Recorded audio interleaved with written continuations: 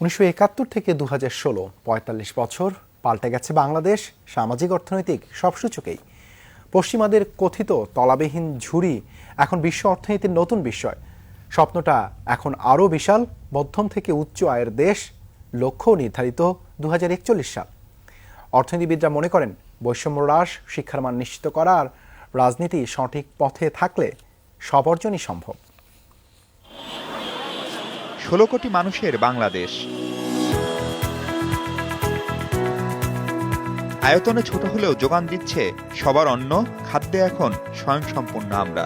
4.5 দশক আগে মাত্র 7 কোটি মানুষের জন্য বিদেশিদের উপর নির্ভরশীলতা এখন গল্পের মতো।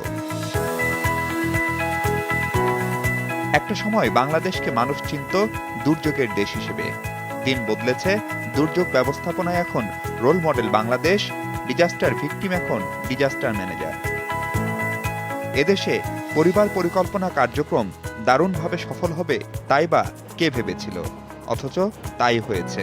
চোখের সামনেই সম্পদে পরিণত হয়েছে মানুষ, দেশে বিদেশে তাদের ঘামে রিজার্ভ আর রেমিট্যান্সের মজবুত ভিত্তি। এক পোশাক খাত দিয়েই বিশ্ব জয় করেছে ব্র্যান্ড মেড ইন বাংলাদেশ। নিজেদের টাকায় চলছে স্বপ্নের পদ্মা সেতু নির্মাণ। সারা দুনিয়াকে তাক লাগিয়ে প্রবৃদ্ধিও 7% ওপরে। 45 বছরে এগুলো বড় অর্জন।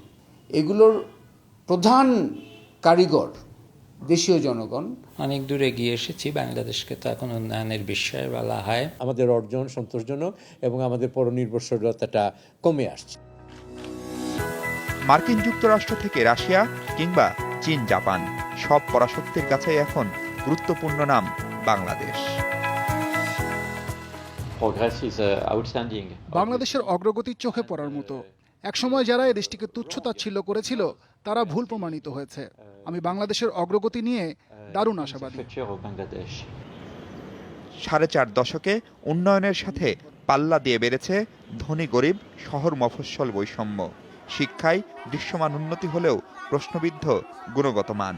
দুর্নীতি প্রতিরোধ আর আর্থিক খাতে সুশাসন নিশ্চিত করার পাশাপাশি রাজনীতি নিয়েও আছে বড় চ্যালেঞ্জ। অর্থনৈতিক উন্নয়ন হচ্ছে, কিন্তু বৈষম্য অনেক বেড়ে যাবে, এটা গ্রহণযোগ্য নয়।